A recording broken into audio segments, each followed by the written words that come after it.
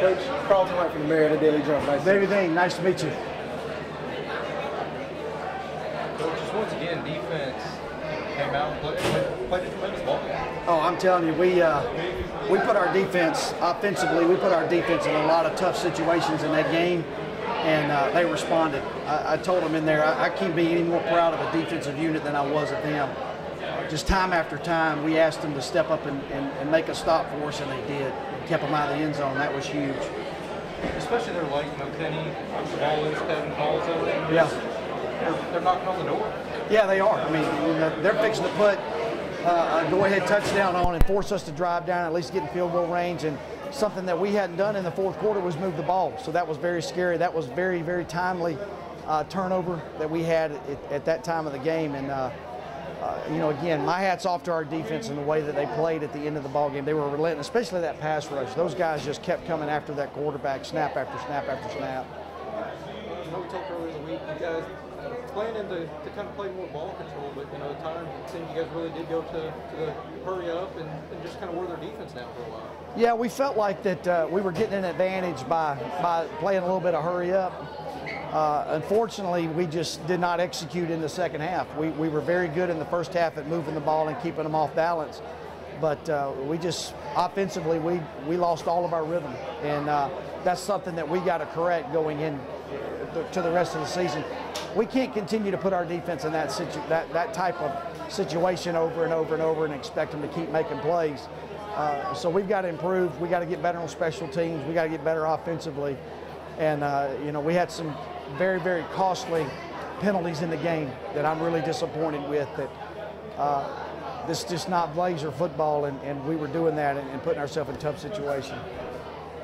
Well, offensively, especially the first half, you guys left some points out there, but much more consistent than what you were a week ago. Yeah, we were more consistent in the first half, you know, not the second half. But again, it's disappointing because you know, I'm tired of saying we're leaving points out there on the field. You know, it's time for us to execute, and it's time for us to finish off drives and make the plays and make the catches and make the throws that we need to be successful. Kind of like the game 2 years ago, you know, the running game really played a big part. Yeah, it did. You know, that's one thing that probably was our saving grace, was the way that we ran the football early on, and were able to, again, control the clock and allowed us to go some hurry up type stuff. I thought Austin Scott and Cedric O'Neal did an outstanding job of running the football and creating some holes that sometimes weren't always there. And then out on the perimeter, I thought we did a really good job of blocking and not allowing safeties to come down and make hits like they did last week.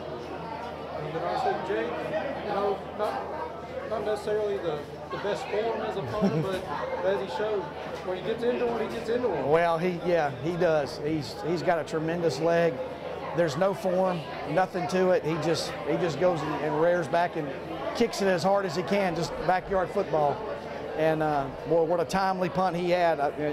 Sean told me that he set a school record with that punt, 75 yards.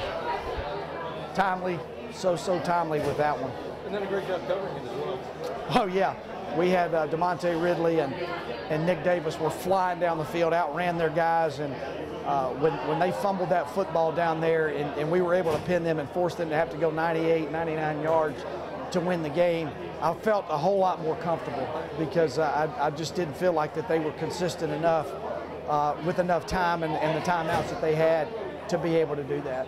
So it's just nerve-wracking, the kind of athletes and kind of talent they have to have one more chance to do it. It really was. You know, they are so good, so athletic, and so scary with the plays that they can make. When you keep giving them that opportunity, you think at some point or another they're going to capitalize on you not being able to put this game away. And somehow or another, our defense did not allow them to do that. Again, hats off to those guys. What a great game they had. The landscape of college football in Georgia has changed dramatically in the last 5 years. When you talk about Georgia State, Mercer, Reinhardt, Kennesaw State, Georgia, you know, all these teams started football.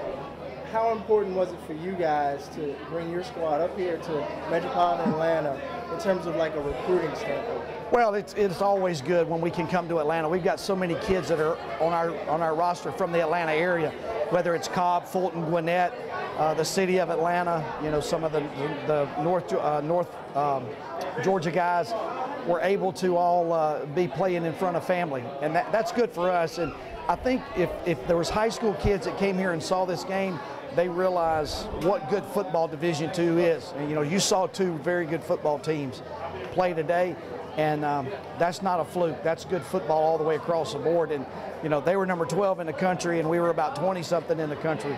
So there's 11 teams that are better than those guys, and that's scary. Now, I spoke to the AD earlier about the alumni factor also playing a role in getting this game to McEachern.